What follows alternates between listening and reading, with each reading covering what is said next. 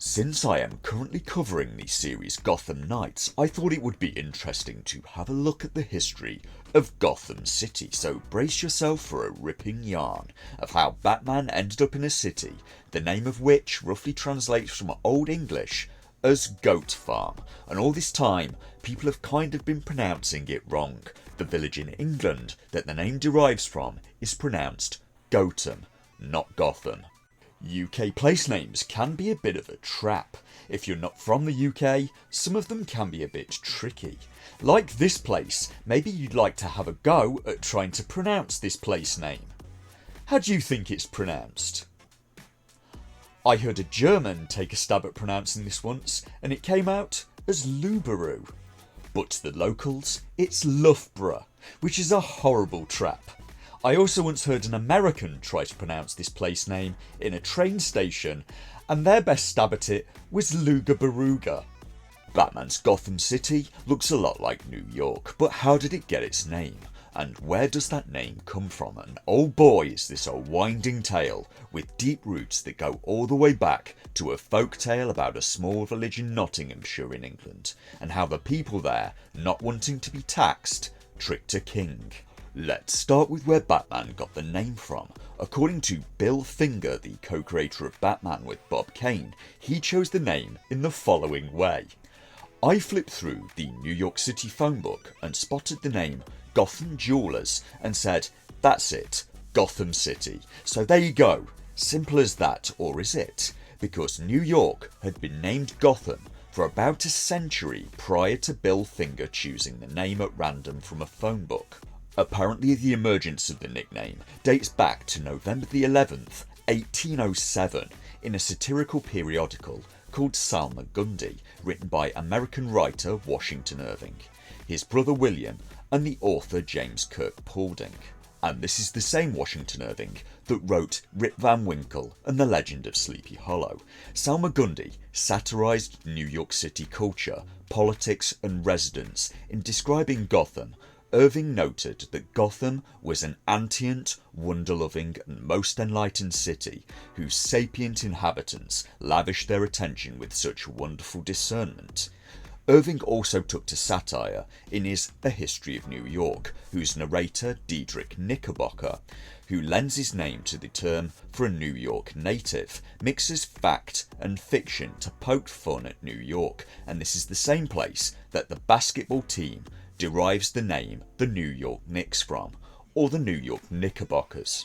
So is that the end of the story? Not quite yet, because Washington Irving did not pluck this name from the ether, and like many literary men, was making a reference to an English folk tale called The Wise Men of Gotham that derives from around 1200 AD and revolves around King John. John was the King of England from 1199 until his death in 1216, and yes, it's that King John, the one from the story of Robin Hood, the same one that taxed the poor into the ground in that story and usurped the throne from Richard the Lionheart, and was not massively popular as the people of the time roguishly preferred to eat instead of funding his wars in France. The story goes that King John intended to travel through the neighbourhood near Gotham with the intention of setting up a royal hunting lodge in the nearby deer-filled forest.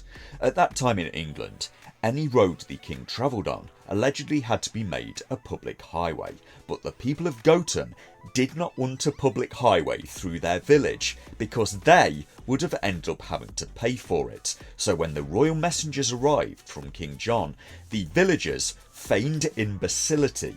They pretended to be crazy and stupid, and at this time, some thought insanity to be contagious. Looking at TikTok now, they may have been right. Wherever the messengers went in Gotham, they saw the rustic villagers engaged in some absurd task. According to the 1874 edition of Blount's Tenures of Land, they did such things as build a hedge around an area where they had once seen a cuckoo. In front of the messengers, they also tried to drown an eel in a pool of water, and also tumbled their cheeses down a hill in the hope that they might make their way to Nottingham for sale. For reference, Gotham is some 6 miles from Nottingham City and on the other side of the River Trent. This act seems to have convinced the king's servants that Gotham was a village of fools, and in the end King John allegedly decided not to pass through Gotham after all, so the villagers didn't have to pay for the road and the king didn't eat all of their deer. So their cheese rolling came with a very definite purpose, and they did not appear to be crazy after all, possibly crazy like a fox. Unlike the cheese rolling at Cooper's Hill in Gloucestershire, also in England, where every year people congregate, now from around the world, to throw themselves down a steep hill and break their backs, all in the name of chasing a wheel of cheese. If you're interested in attending, it's back again this year, on Monday the 29th of May 2023. But in their defence, it is probably fun.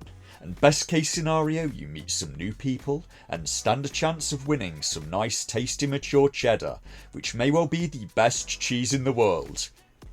If only, sadly, instead the cheese that you will be winning is a double Gloucester. It could be worse, it could be a red Leicester, which if you've never had it, has the texture and taste of vulcanised rubber.